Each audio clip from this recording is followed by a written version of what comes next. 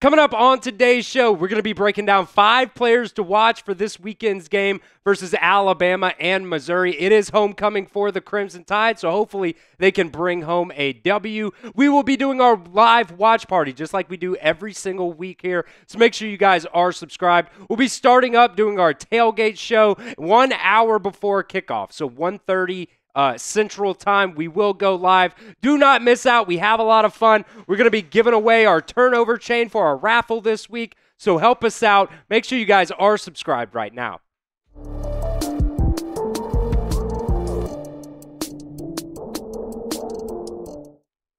All right, player to watch for Alabama, number 1 here. It's going to be Bray Hubbard at that safety position, filling in for Keon Sabb. Look, I really like Bray Hubbard. I think he's a guy that can bring a lot of energy to this team.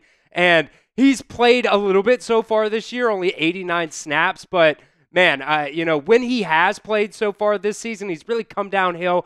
And he's been able to, lay the wood to a lot of those offensive players on the other side of the ball. So I really like Bray Hubbard. I really think he is a very, very good athlete on this team. Started off his career in high school as a quarterback, has moved over to safety now in college. Wasn't really, a high player that was recruited, but man, he's an absolute athlete. He was the 2-time Mississippi High School Player of the Year. And look, I think in this game, there's a very good chance that he can bring a spark to this defense, and they absolutely need it. Last week I thought they played that first half pretty well, but, the second half they got a little lax, and they were able to run the ball a little bit better in that second half. So hopefully Bray Hubbard is a guy that can come downfield and really knock some heads for Alabama this weekend.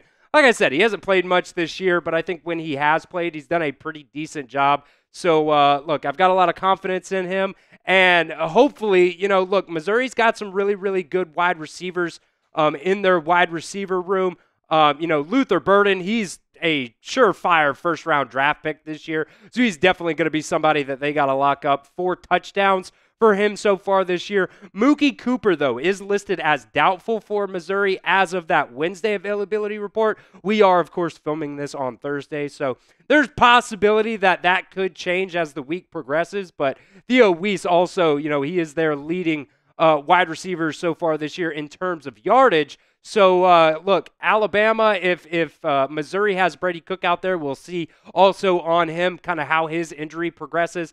If these guys are going to be playing for Missouri, I'm not sure the confidence level I have right now in Alabama's defensive backs. They've kind of been up and down so far this year. So we'll see how it goes. But hopefully Bray Hubbard is a guy that can be a difference maker for Alabama on defense. Let's get in the comment section right now, guys, at the pinned comment for me. What defensive back do you trust the most right now for Alabama? Is it Malachi Moore? Is it Zabian Brown? Is it Damani Jackson? I don't know how much confidence I have in these guys right now, but let me know which DB you trust the most. That ad's probably going to come here on YouTube right now. That's totally fine. You could ignore it. Go down there to the pinned comment and let me know what DB you trust the most for the Crimson Tide.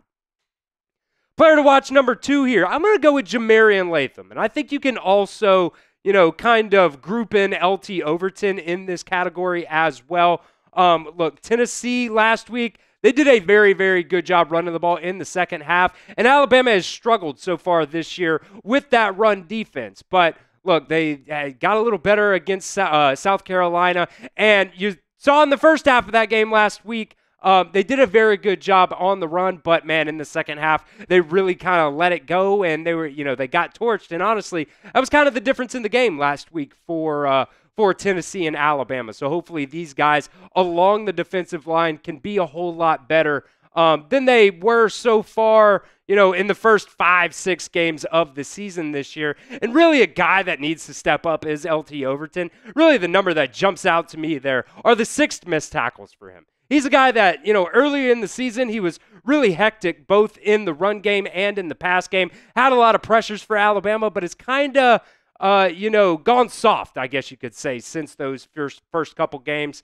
So hopefully these guys can get together and, they can play better along that defensive front in terms of stopping the run. I want to give a shout out to our sponsor today, Prize Picks. Prize Picks is the best place to get real money sports action. And with 100 million members and billions of dollars in awarded winnings, yes, that is billions with a B, Prize Picks has made daily fantasy sports accessible to all.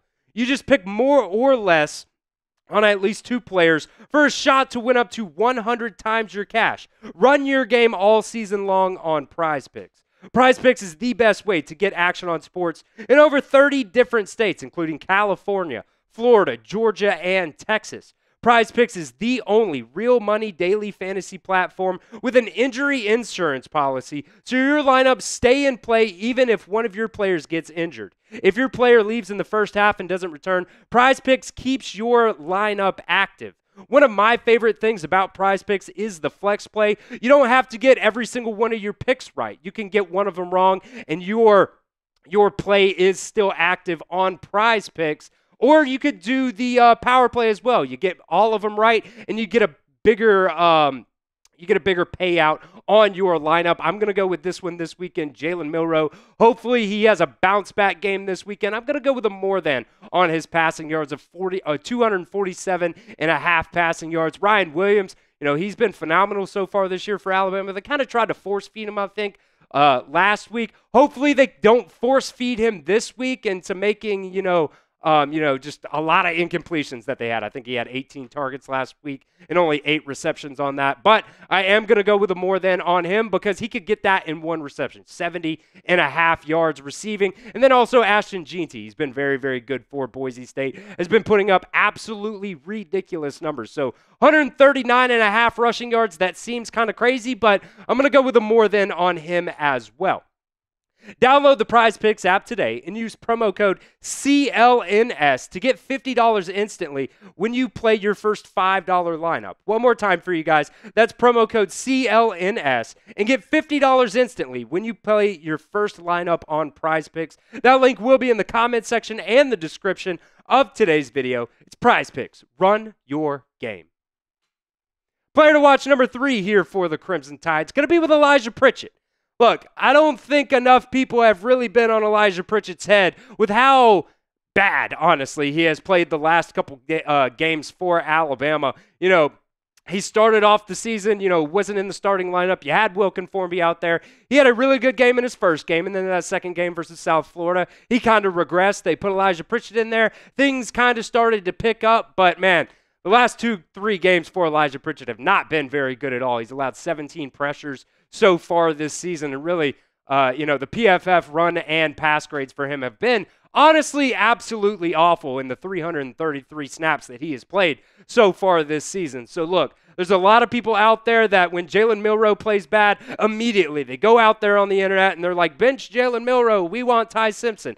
I think the energy might have to come here to Elijah Pritchett as well at that right tackle spot because he has not played up to the standard, up to the expectation, I think, for Alabama so far this year. So I think he's on the hot seat as well in terms of guys that could possibly be getting benched coming up here soon. So he's got to really play a lot better against Missouri this weekend if he wants to stay out there. That's just my opinion, but I don't think he's been very good so far this year outside the first couple games of the season that he has played.